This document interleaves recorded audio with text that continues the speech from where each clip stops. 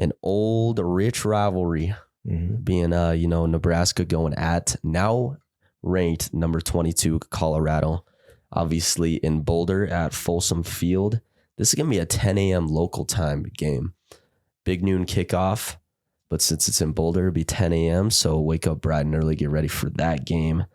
But yeah, this is, like I mentioned, this is a rich rivalry dating back to, I think that their first match was like 1889 or something. But the rivalry was intense during the 90s. There was multiple top 10 matchups during that time. But this year, there's more bets on this game than the entire week one of the NFL. Did you know that? As there should be. Because that line has, wow. That line has just been moving. I mean, flipping like back. We mentioned last week, we were keeping an eye on it during the game against TCU. It was 9.5 favorite or 9 point favorite for Nebraska. I think it was 9.5. 9.5. And then it turned off. And then it opened back up at I think Colorado at 1, and now it's up to Colorado by 3.5. It's moving back and forth. But oh my gosh, with all that betting, there's going to be the entire country is going to have their eyes glued to the TV to watch, primetime Sanders, see if he can run it back and get a week 2 dub against the rivalry Cornhuskers. Yeah, I saw something on Twitter that was a flashback to a game back in 2001. Nebraska was number 1 in the nation. It was the beginning to the end of Nebraska football being that intense powerhouse. But they played a rivalry game against Colorado. Yeah. I believe it was in Boulder, and Colorado throttled them. Really? Beat them like 63-35. Jeez. And obviously they didn't play for the national championship that year because of that loss. So never in the same sense. Yeah. Nebraska Cornhuskers. But I think the question here is, do you think TCU is better than Nebraska?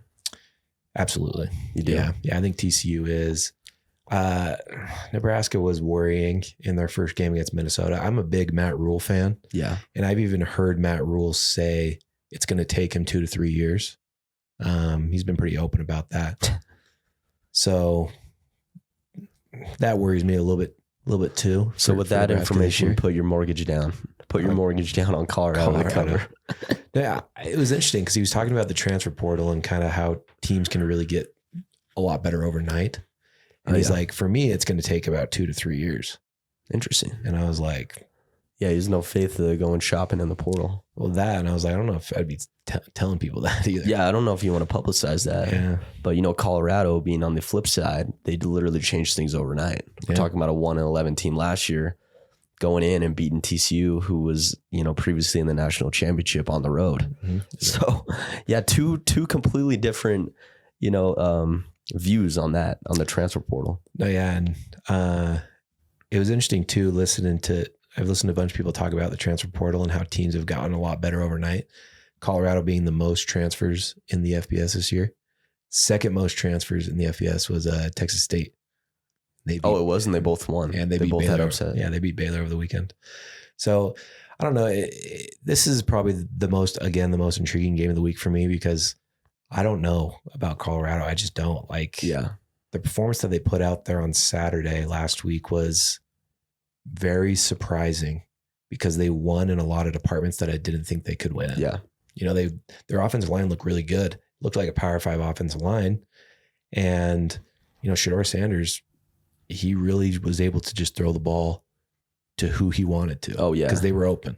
Yeah, and he was making great plays. So I don't know if that's a testament to maybe how bad TCU was or is Colorado legit? And, I go back and forth every day. I was like, is TCU not good? Is Colorado not good? But the TCU team scored 42. Yeah. They looked pretty good on offense for the most part. So this is going to be a real interesting game because Nebraska cannot score. They are terrible on offense. Yeah. Colorado, from what I've seen, doesn't look great on defense. Yeah.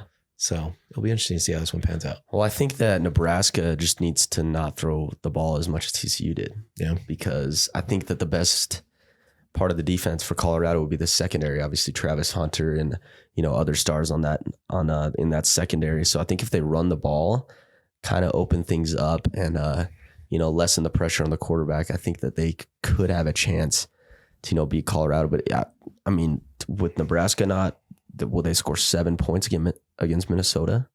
7? I think it was 10. 10? I think it was 13-10 because they won on the game winner. Oh, yeah. The field goal. Yeah. Minnesota, they lost in Minnesota week 1. They're going to need more than 10 points in Boulder to be able to beat this team, I think. It's interesting, too, that you bring up they're going to have to run the ball. This is a run-heavy Nebraska team. Yeah. They like to run the ball. That is Matt Rule's style of offense. He likes to pound the rock. So I think that could cause issues for Colorado. That could definitely cause issues. Because, they're the best part of their defense being the secondary. Mm-hmm. But I think if Colorado can stop the run and let the offense be as explosive as we saw them week 1, and if they can replicate, that explosiveness, I think that they will get the win in Boulder. No, yeah. And it should be a sold out electric crowd. Have you seen those ticket prices? No. Unbelievable. It's like $500 for like way up there. It's primetime effect, dude. That's the Dion effect. Yeah. So I don't know. This is a very intriguing game for me because of Colorado and what they have done so far. I think everyone's expecting them to get blown out by TCU and then probably lose a close game to Nebraska and be 0-2 going into game 3 for them. They're 1-0. They got a very favorable Nebraska coming to their place. Rivalry game, yes, anything can happen.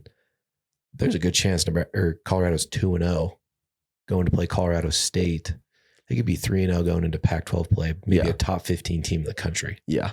So I think the nation's awake, or at least they have an eye open. Yeah. They're seeing what's happening in Boulder. And I just think Dion, he's inspiring a group of players to really prove the doubters wrong. Yeah. So I'm not a big fan of Nebraska anyways. I'm a big fan of Matt Rule. Not a big fan of what Nebraska has been doing, at least in week 1. It'll be interesting to see how they look like week 2, but I got Colorado on this one. Yeah, I think we both got Colorado. So